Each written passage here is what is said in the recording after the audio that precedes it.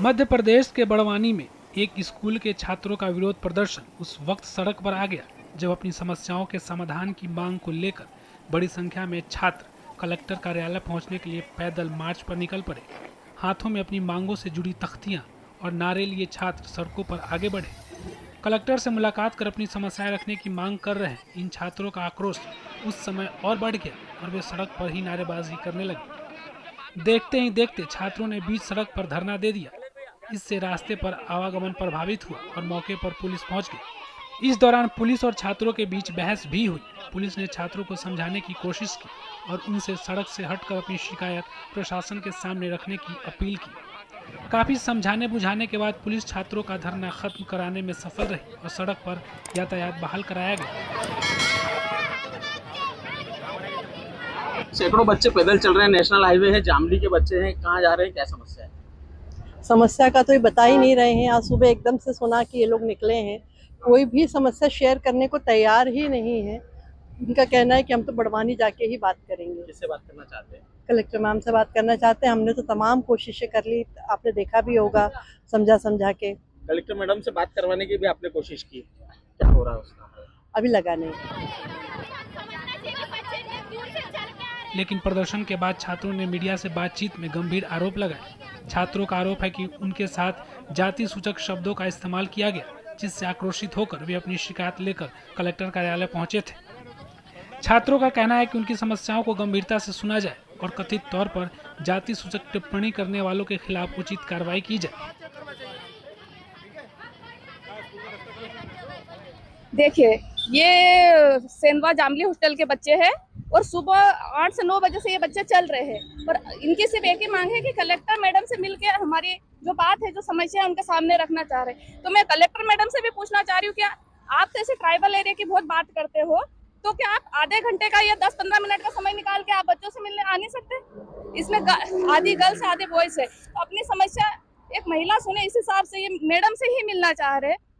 पर मैं देखना चाहती हूँ कि अभी 1 बजने में है पर अभी तक मैडम नहीं आए। कितने बच्चे? लगभग कितने? 500 से ज्यादा है। कितने किलोमीटर चल चुके हैं? 15 किलोमीटर से ज्यादा होगा सर। बच्चों की अगर स्थिति बिगड़ती है, बच्चों को समझाइए। जिम्मेदार कलेक्टर मैडम, क्योंकि उनकी मांग ही शुरू से हम सुन रहे हैं कि उनकी मांग सिर्फ कलेक्टर मैडम से मिल के अपनी समस्या बताना चाह रहे हैं, तो मैडम आगे सुन ले। मैडम, इनमें क्या प्राथमिक समस्या है बच्चों? प्राथमिक समस्या कुछ टीचरों को लेके हुई है और कास्टों को लेके कुछ बातें हुई है। अच्छा, हाँ, क्या हाल चाहते हैं बच्चे मैडम से मिलके अपनी समस्या बताए और ये बोलते हैं एसडीएम सर भी है, तहसीलदार सर भी है, पर हम लोगों ने भी कोशिश करी, हमारी टीम है पूरी रोकने की, बात करने की, पर उनकी बस एक ही मांग है कि मैडम से मिले और अपनी समस्या बताएं। जब से हम मांगे कर रहे ना, विद्यालय से और कहाँ से क्या आप पैदल? हम एकलव्य जामली से है और हमारी जितने भी मांगे बोले थे वो आज तक पूरी नहीं हुई है। जो फीडबैक करवाए थे उनको हमारे मुंह के सामने फाड़ के फेंका जा रहा है। हमारे पेरेंट्स की इज्जत नहीं की जा रही। हम तो सबकी इज्जत उनके मुंह पे गेट लगाए जा रहे हैं। हमको कभी दुकान तक हमारे पेरेंट्स के साथ जा रहे तो उनके एप्लीकेशन लिखवा के भेज रहे।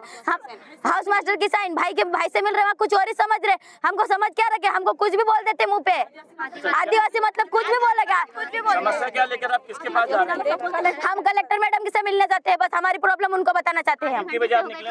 आधे घंटे से हो गए हैं पर हमारे अभी तक कुछ नहीं। 7-7:30 बजे से हम हॉस्टल से निकले, अभी तक हमारी कुछ नहीं हो रखा।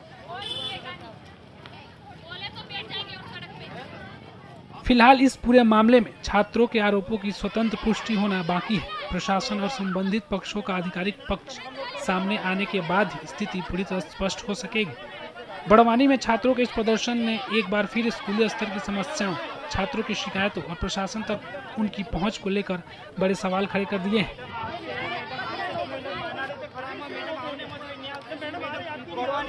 जामली से कुछ हमारे बच्चे थे जिनकी कुछ समस्या थी, उनसे मिलने के लिए हम लोग यहाँ पर आए हैं। उनके द्वारा अपनी समस्याएं रखी गई।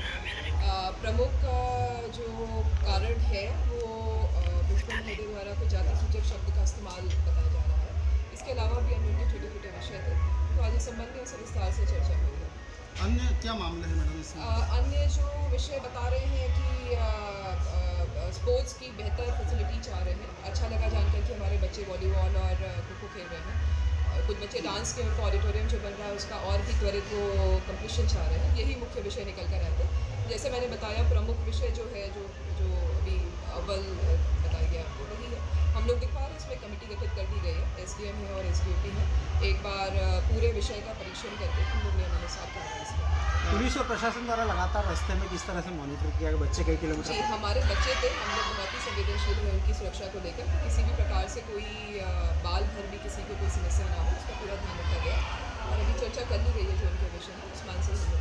मैडम छात्रावासों से अधिकांश देखा जा रहा है कि छात्र इसी तरह समस्याएं लेकर के सड़कों पर आ जाते हैं, तो क्या कोई जिले में टीम बना करके सभी छात्रावासों का बिल्कुल हम लोग निरीक्षण भी करवा रहे हैं, डिस्ट्रिक्ट नोडल्स भी हैं, लेकिन ये घटना जो हुई है वो सुबह एक कथन के ऊपर हुई है, उसका प्रयास करेंगे काउंसलिंग करके कैसे अब देखना होगा कि कलेक्टर कार्यालय और जिला प्रशासन छात्रों की मांगों पर क्या कदम उठाता है और कथित जाति सूचक टिप्पणी के आरोपों की जांच किस दिशा में आगे बढ़ती है।